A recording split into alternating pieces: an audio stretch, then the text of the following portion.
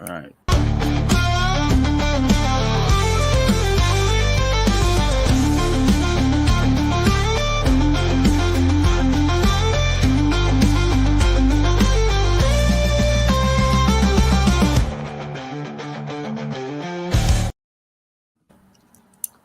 Welcome, bienvenue. Welcome once again to another IPSA kind of magic, of course, with Hamish McClare of Search Convey, and today's special guests are Barty Boover and of course Sharon Whitney of Whitefield Legal, friends of the show who've been here a number of times and for good reason. That they've been involved working at the coalface for quite a long time, and are therefore best placed to give us some really good testimony and also ideas and concepts, which I'm hoping the rest of you will lap up. Today's topic is it's the kind of magic that fast isn't always best. Goodness, what do we mean by that, Hamish? Well, it's an interesting contradiction because we don't say things like this. And what you listen carefully, any of you who aren't IPSA members, and understand fully what I'm just about to say. Our counterparts who work in the corporate world, who work in the sort of factory conveyancing style of process, which is a popular one with solicitors, they actually complete their searches quicker than we do. And I'll tell you why that is. Because what actually sort of happens, they have a big pile of searches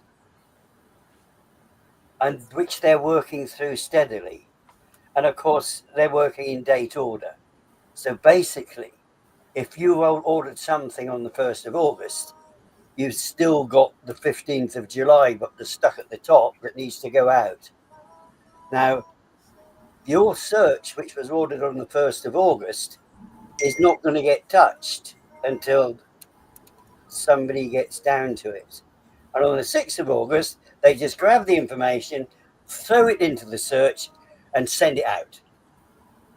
Now, the length of time between when they received the information for the search and when they completed the search is a darn sight longer than any of our members would actually do, because we don't have that kind of restraint. We aren't volume incapacitated like they are. Oh, we get busy. Barty and Sharon will tell you how busy they are at the moment. There's a difference in the way in which we actually do it, because once we get that information back, we will handle that information within 24 hours. Sometimes it's even quicker than that. There might be the occasion when we get a real sort of there can be a state of urgency, and it could actually sort of maybe take 48 that push. But once we have that information, it goes back to you. Unfortunately, if you like, the other methods which are actually sort of used by the high volume people, they cannot do it that way. Now, why do we take longer when we're actually down looking into the search itself? Is because we refine that search. Because there's a number of reasons. We've been through this before, why they are different. They're coming from all sorts of different places.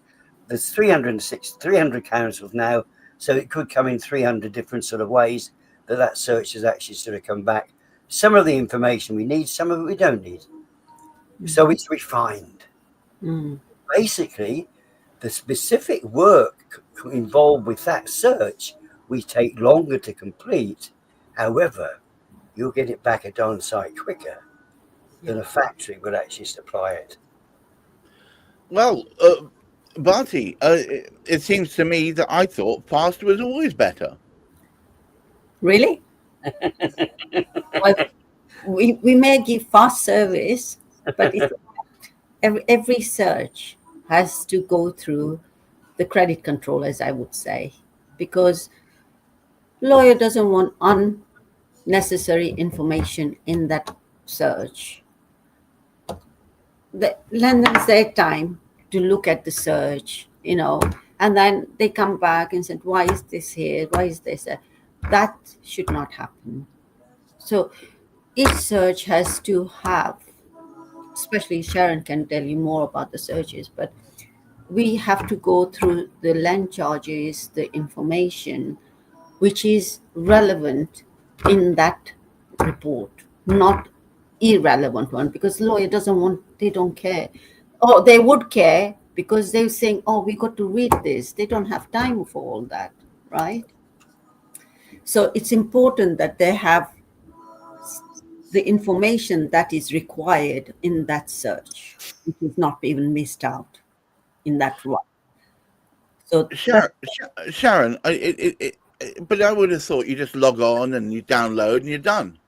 No, nothing like that. The client specifically sends a plan and they want a search carried out on that plan. They're buying that property, and what they don't want is what's, an extension that's been done on the back of the house 10 years ago, on the adjoining property. They want specific information, and it might just cause a confusion. It might cause the client to phone us, say, why is this in that? Does it need to be in it? Take it out.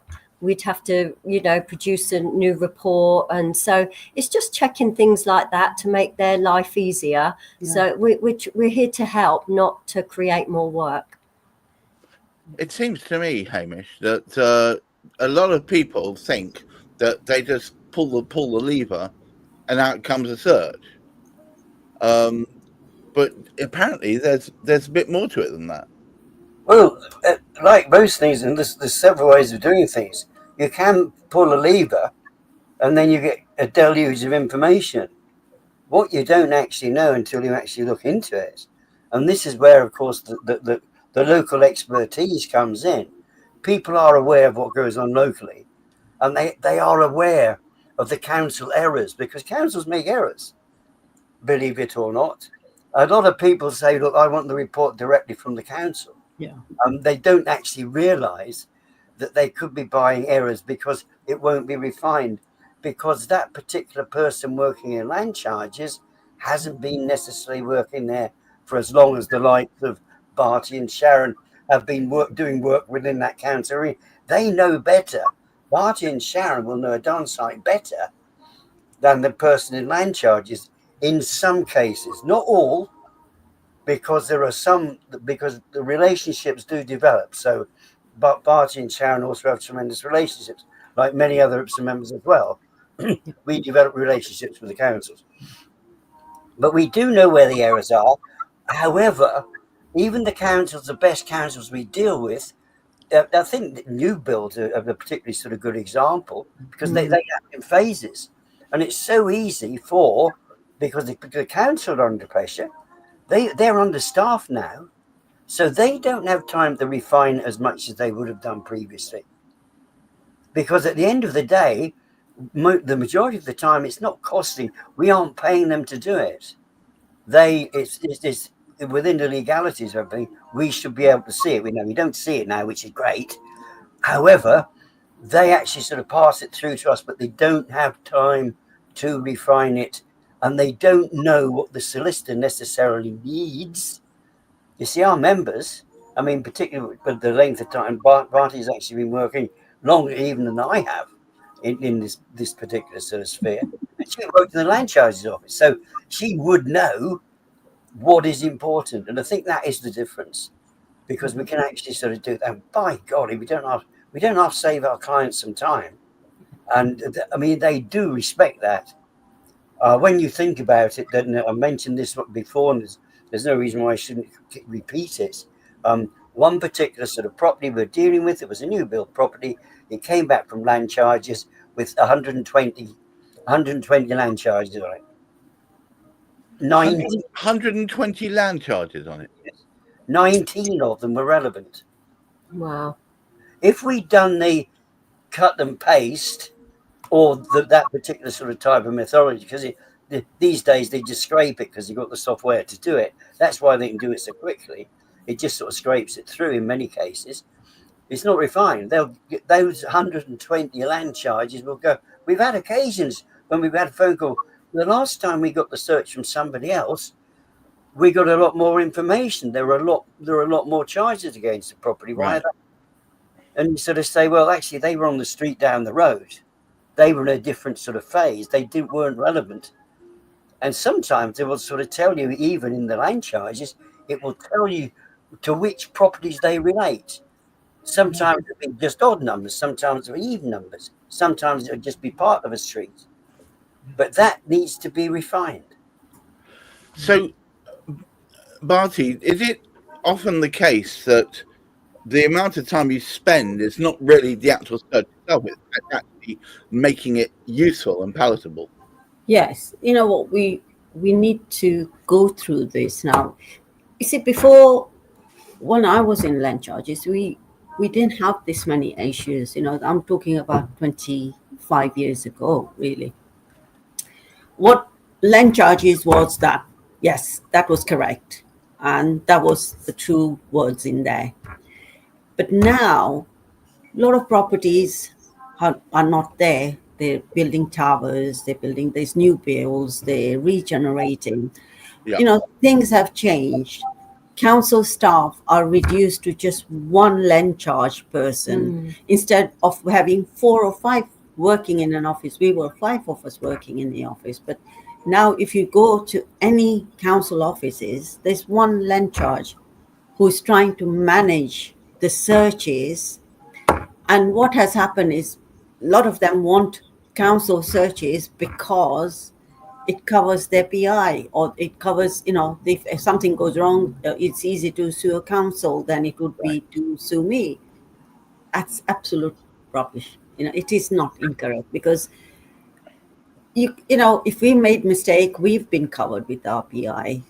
It's the same. But what I'm saying is, we have that time to go through. You know, we have now expertise in house who will know what to do, what and what's relevant and what's not relevant. You know, irrelevant stuff, you just leave it aside. You'd never delete it, but leave it aside just in case. You see, that's So, the difference now. so Sharon, typically, how long does it take to refine from the moment when you received all the deluge of information to Oh my actually cutting it gosh. down to what That's a $60 million question. It could be a commercial property, couldn't it? It could be a development that's going on locally. So it's really Right. hard to answer, but Okay. you know that you treat every search as a individual, as a fresh case, you know. But the only thing, like with our IPSA members, is if it's something in our area that's going on, the likelihood is we've done it before. We can go back and check against what we've done before, because you know Right. that would have been done. Then there's future, you know, there's more applications. So it, you know, it just becomes like building up that knowledge. With Hamish has got that, he knows what's going on in his area. We would give out a report like that to an IPSA member if it's out of our area, and we know exactly that they'll follow the same process as us, because they've got the local knowledge. So once again, Hamish, the spectre of local knowledge seems to win through, is looming once more.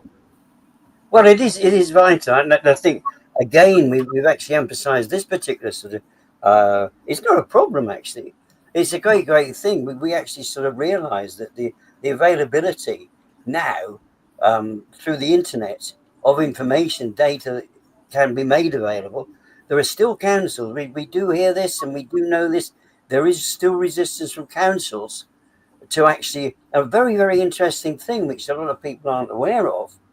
Throughout Europe, the availability of data, the availability of information works much more smoothly than it does in the UK. Yeah. The authorities, the local authorities and all the rest of it, they do not resist people requiring that information. And in actual fact, as we know historically, the British were the last people, this is when we're part of the European community, the British were the last people to unveil that data. They didn't want to. They still don't want to. They're still trying to close doors. They're still trying to put veils over it to actually sort of restrict us. But we actually we know locally what is actually sort of going on. And in the majority of instances now, we have friendly councils to work with. And that is the vital thing, because they are friendly, because we actually sort of know them, and we know that they are not resisting what we're asking them to do. They basically know that they have people living within within their sort of council area that are paying council taxes, and they realise that there are other people, of course. You get the other side of it. They couldn't give a monkeys because they know they've got the pensions and all the rest of it. The residents are paying for those, but they're not worried about it. No, this is our job. We won't be getting to that for another sort of 3 weeks type touch because you've got a big pile here. Whereas if you've got the right, and in fact we heard how quickly Barty and Sharon can actually get to researchers through. So we have a situation which is forever changing. Unfortunately, the poor people working in the council, they are changing because the unitary authorities are sort of coming through. So it does take time to look at it. Yeah. What we're very, very pleased about, instead of having to wait sort of 3 or 4 weeks, which would be good sometimes with some councils, to get land charges information, we can now get that from land registry straight away. Yeah. However, we've got to refine it. Yeah. And put it together with all the other information. So, but it's good because that is what we do. We provide a valuable service. It's not just a product we provide; it's the service that we provide. Exactly. Well, on that bombshell, thank you so much, Hamish McClay, for putting this together in the first place, and of course, Barty Boover and Sharon Whitney, who are, as I've said, past guests and friends of the show. And to all of you out there, whether you're IPSA members or not, there's a reason why this fellowship really works. And I suspect that if you're not an IPSA member, but you do searches, you might want to investigate. It's the fellowship between them all that enables the whole to be as successful as it is. Until next week, please keep your feet on the ground, keep reaching for the stars, and please try and look after that mental health. Bye-bye now. Thank you. Bye.